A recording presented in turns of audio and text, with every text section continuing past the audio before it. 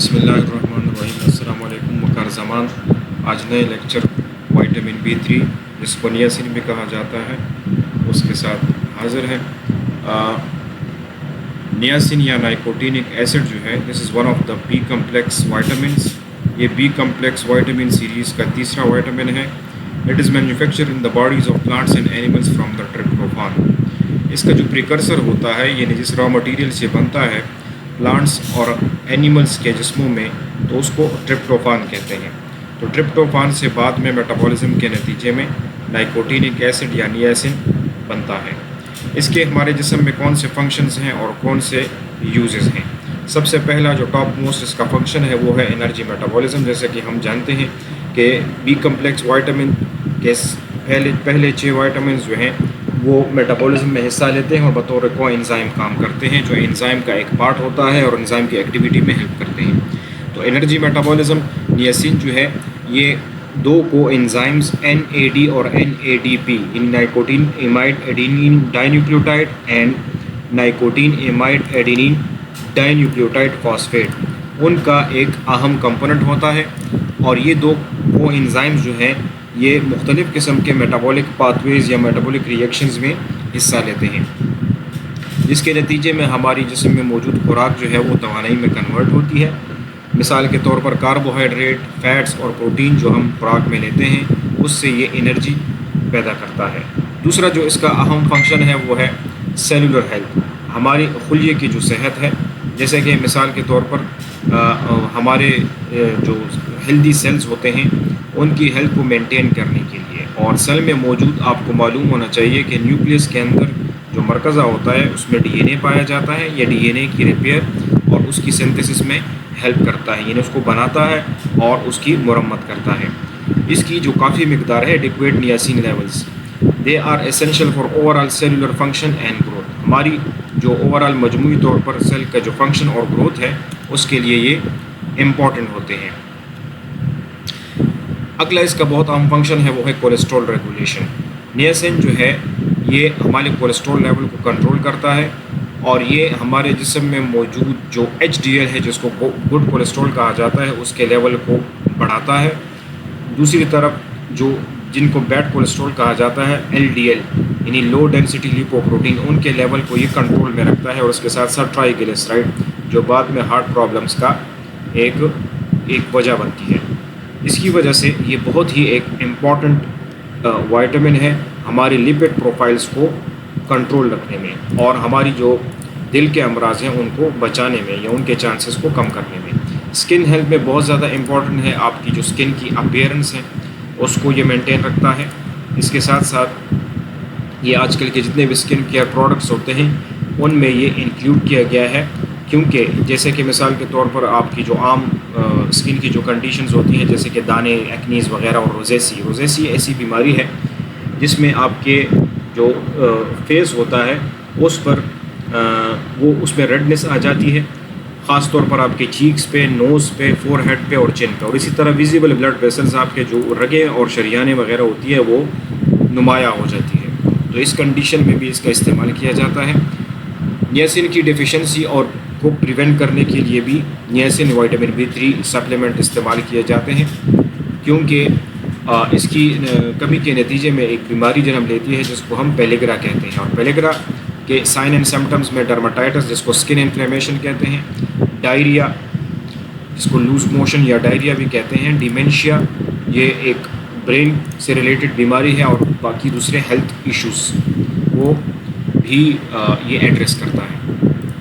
کافی مقدار میں جب آپ اس کا انٹیک لیتے ہیں یا سپلیمنٹس لیتے ہیں تو اس کی وجہ سے پیلیگرا بیماری سے ہم بچاؤ کر سکتے ہیں۔ نرو فنکشن بہت امپورٹنٹ ہے اس کے لیے، آپ کے جو نیورونز ہوتے ہیں یا نروز ہوتے ہیں اعصاب اس کے لیے بھی یا اس کے پراپر فنکشنز کو بھی مینٹین رکھنے کے لیے وائٹامن B3 نیاسین بہت امپورٹنٹ ہے۔ اس کے ساتھ ساتھ اینٹی انفلیمیٹری ایفیکٹس، یہ ہمارے جسم میں جتنی بھی سوزش کا عمل ہے، انفلیمیشن جس کو کہتے ہیں، اس کے اثرات کو کم کرتا ہے، تو اس میں ایک اینٹی انفلیمیٹری پراپرٹی پائی جاتی ہے۔ باقی دوسری میڈیسن کے ساتھ یہ بھی دیے جاتے ہیں۔ مینٹل ہیلتھ، آپ کی جو دماغی صحت ہے اس میں بھی بہت اہم کردار ہے اس کا۔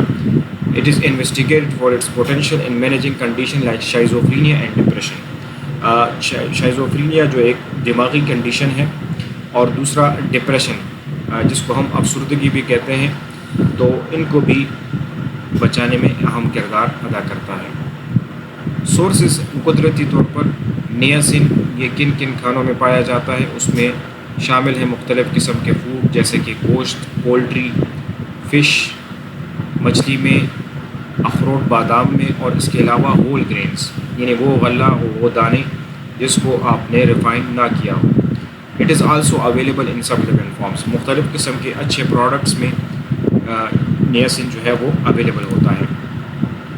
نیاسین کی ڈیفیشنسی سے اب کون کون سے مسائل جنم لے سکتے ہیں، جیسے کہ پہلے ڈسکس کیا جا چکا ہے کہ اس کی جو سیویئر یا سخت قسم کی جو کمی ہوتی ہے اس کو ہم اس کنڈیشن کو پیلیگرا کہا جاتا ہے، اور اس میں کیا ہوتا ہے کہ یہ بیماری بہت ہی کم ہوتی ہے، لیکن کن لوگوں میں پائی جاتی ہے؟ جو ایسی آبادی ہوتی ہے جن میں خوراک جو ہے وہ اچھی نہیں ہوتی، ان کی کوالٹی اچھی نہیں ہوتی، یا بعض ٹائم ہمارے جسم میں اس کی مقدار تو کافی ہوتی ہے لیکن اس کو ہمارا جسم کسی بیماری کی وجہ سے ایبزارب نہیں کر پاتا۔ تو اس کی کازز میں سب سے پہلے پور ڈائٹ، آپ کی خوراک کا اچھا نہ ہونا، اس میں کاربوہائیڈریٹ، پروٹین، وائٹامن منرلس کا پوری مقدار پایا نہ جانا، ٹھیک ہے؟ تو یہ سب سے امپورٹنٹ اس کا وہ ہے۔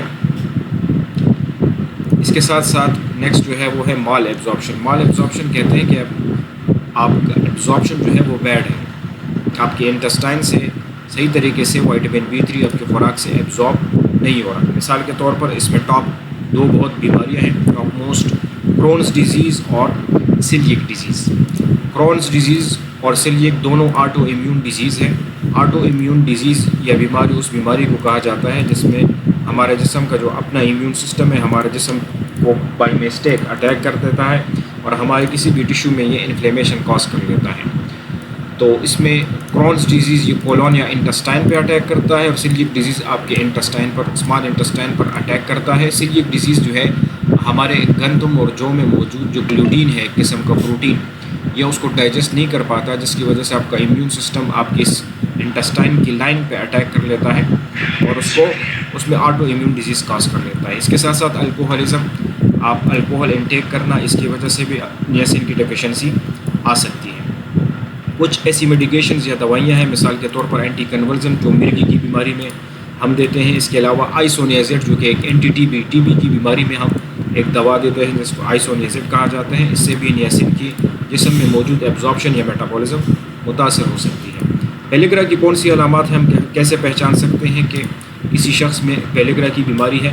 تو اس کے لیے 3 Ds یاد رکھیں، 3 ایسی حالتیں یا بیماریاں جو ڈی الفابیٹ سے شروع ہوتی ہے۔ مثال کے طور پر فرسٹ جو ہے وہ ہے ڈرماٹائٹس۔ ڈرماٹائٹس کو اسکن انفلیمیشن بھی کہتے ہیں۔ Derma mean skin and itis mean inflammation. یہ پیلیگرا کی سب سے پہلی علامت ہوتی ہے۔ اس میں آپ کی اسکن یا جلد جو ہے وہ سرخ ہو جاتی ہے، اسکیلی ریش، اس کے اوپر سرخ دھبے نظر آتے ہیں اور اس میں پین اور خارش ہو سکتی ہے۔ اس کے علاوہ یہ ریش جو ہے یہ آپ کے جسم کے مختلف دوسرے حصوں پر بھی پائے جا سکتے ہیں جو آپ کی سورج کی روشنی سے جس کے ساتھ ٹکرائے۔ مثال کے طور پر آپ کے ہاتھوں پر، آپ کی گردن اور آپ کے چہرے پر۔ اس کے ساتھ دوسرا جو ڈی ہے وہ ہے ڈائریا، جس میں لوز موشنز ہوتے ہیں، آفنلی بار بار آپ واش روم جاتے ہیں، اور یہ کرونک ڈائریا ہو سکتا ہے، ایک دائمی ڈائریا بہت عرصے سے، جس کی وجہ سے آپ کے جسم میں موجود پانی کی کمی آ سکتی ہے اور نیوٹرین کی کمی آ سکتی ہے۔ ڈیمینشیا جو ہے کہ ایک دماغی بیماری ہے جس کے نتیجے میں سلولی اینڈ گریجولی انسان کنفیوژن کا شکار ہوتا ہے، یادداشت کے مسائل جنم لیتے ہیں، انزائٹی پریشانی ہوتی ہے اور مختلف قسم کے ہیلوسینیشنز توہمات ہوتے ہیں۔ اور اگر یہ تینوں ٹریٹ نہ ہو تو آخر کار جو چوتھا ڈی ہے اس کو ہم ڈیتھ کہتے ہیں۔ سیویئر کیس میں اگر یہ انٹریٹڈ رہے، اس کا علاج نہ ہو ٹائم پہ، تو پیلیگرا جو ہے مہلک بھی ہو سکتا ہے۔